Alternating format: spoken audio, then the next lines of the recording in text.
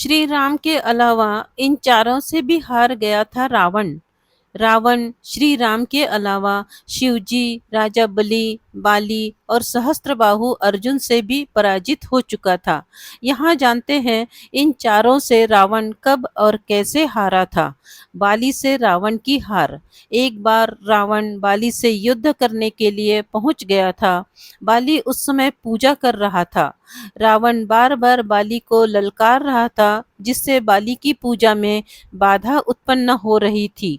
जब रावण नहीं माना तो बाली ने उसे अपनी बाजू में दबाकर 4 समुद्रों की परिक्रमा की थी।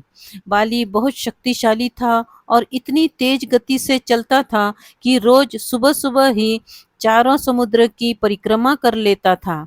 इस प्रकार परिक्रमा करने के बाद सूर्य को अर्घ्य अर्पित करता था। जब तक बाली ने परिक्रमा की और सूर्य को अर्घ्य अर्पित किया, तब तक रावण को अपने बाजू में दबाकर ही रखा था। रावण ने बहुत प्रयास किया, लेकिन वह बाली की बाजू से मुक्त नहीं हो पाया। पूजा के बाद बाली ने रावण को छोड़ दिया था। सहस्त्रबाहु अर्जुन से रावण की हार। सहस्त्रबाहु अर्जुन के 1000 हाथ थे और इसी वजह से उसका नाम सहस्त्रबाहु पड़ा था। जब रावण सहस्त्रबाहु से युद्ध करने पहुंचा तो सहस्त्रबाहु ने अपने 1000 हाथों से नर्मदा नदी के बहाव को रोक दिया था। सहस्त्रबाहु ने नर्मदा का पानी इकट्ठा किया और पानी छोड़ दिया, जिससे रावण पूरी सेना के साथ ही नर्मदा में बह गया था।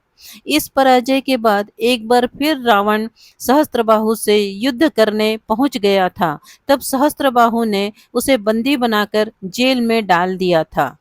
राजा बलि के महल में रावण की हार। दैत्यराज बलि पाताल लोक के राजा थे।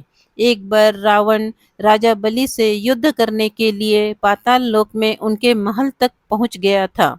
वहां पहुंचकर रावण ने बलि को युद्ध के लिए ललकारा। उस समय बलि के महल में खेल रहे बच्चों ने ही रावण को पकड़कर घोड़ों के साथ अस्तबल में बांध दिया था। इस प्रकार राजा बलि के महल में रावण की हार हुई।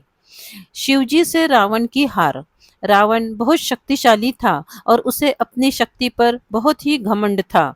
उस रावण इस घमंड के नशे में शिवजी को हराने के लिए कैलाश पर्वत पर पहुंच गया था।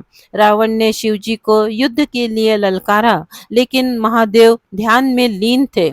रावण कैलाश पर्वत को उठाने लगा, तब शिवजी ने पैर के अंगूठे से ही कैलाश का भार बढ़ा दिया।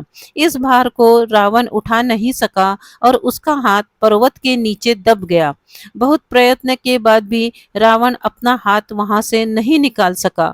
तब रावण ने शिवजी को प्रसन्न करने के लिए उसी समय शिव तांडव स्तोत्र रच दिया। शिवजी इस स्तोत्र से बहुत प्रसन्न हो गए और उन्होंने रावण को मुक्त कर दिया। मुक्त होने के पश्चात रावण ने शिवजी को अपना गुरु बना लिया। यदि आपको ये पौराणिक कहानी अच्छी लगी हो तो प्लीज़ इसे लाइक करें, शेयर करें और इस चैनल को सब्सक्राइब करें। धन्यवाद।